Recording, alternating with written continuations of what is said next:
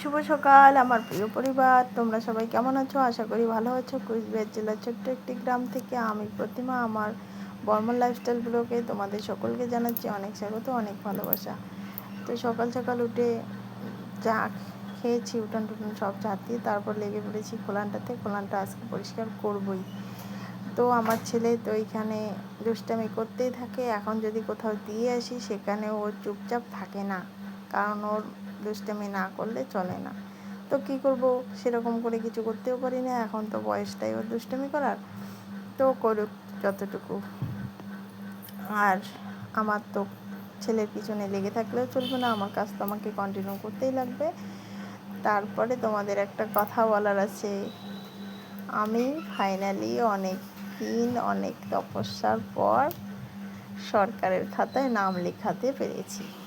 মানে তোমরা বুঝে নিতে পারো, কারণ আমি এই অন্নপূর্ণা ভাণ্ডারের পিছনে ছুটতে আমার অবস্থা খারাপ। 4বার জমা করেছি বন্ধুরা। এই 4বার জমা করার পর ফাইনালি আমি যদি টাকাটা পাই তাহলে আমার কতটা আনন্দ লাগবে তোমরাই বলো। প্রথমে অনলাইন করেছি, তারপর অঞ্চলে একবার জমা দিয়েছি, তারপর বুথ সভাপতির বাড়িতে জমা দিয়েছি।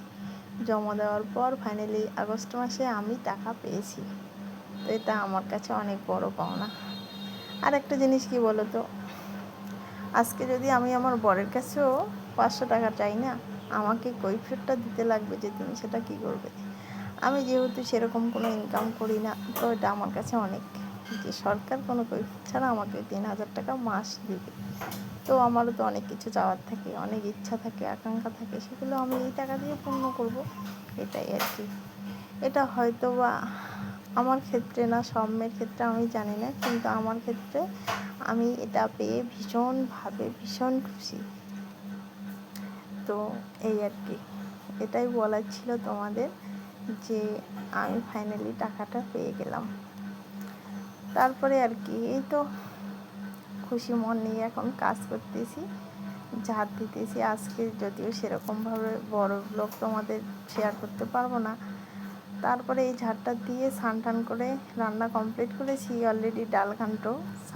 তারপরে চলে আসছে বাবা মাছ নিয়ে, বাজারে গেছিলো, তো মাছ নিয়ে আসছে। তো সব কিন্তু পুঁটি মাছ। তো আমি এখন মাছগুলো বাইছে নিয়ে এগুলো ভেজে রেখে দিব। আজকে আর মাছগুলো অন্য কিছু করবো না, কারণ এখন কিন্তু অনেকটা বেলা হয়ে গেছে। তখন কতটা হবে, এই 12টা মতো। তো শুধু মাছটা ভেজে বাকি সব কাজ করব।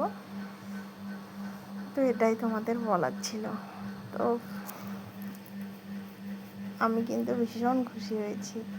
আর কি বলতো, কে না খুশি হবে? কারো অ্যাকাউন্টে যদি মাস কেটেই 3000 টাকা করে ঢোকে, তো অটোমেটিক সব বাড়ির বউরা খুশি হওয়ার কথাই। আর যদি আমার মতো বেকার বউ হয় আর কি, হাউস ওয়াইফ, যে বাড়ির কাজ ছাড়া কিছু করে না, তো খুশি হওয়ারই কথা।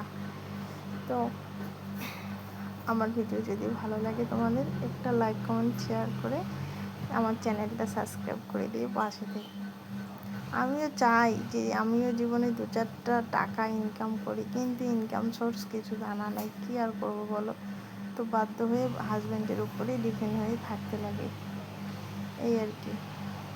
তো এটা হচ্ছে আমার ননদ, আর এটা হচ্ছে আমি, আর ওটা আমার শ্বশুরমশাই। আমরা এটা খাট বলি, খাটের মধ্যে বসে আছে। তারপরে মাছটা ধুয়ে চলে আসলাম ভাজা করার জন্য, লবণ হলুদ মেখে নিচ্ছি আর কি, ভাজবো। আর আমার ছেলে তো বলো না, আমার ছেলে সব সময় শুধু দুষ্টামি করতে থাকে, আর আমি কাজের ফাঁকে ফাঁকে ওর পিছনে ছুটতেই থাকি, এই আর কি।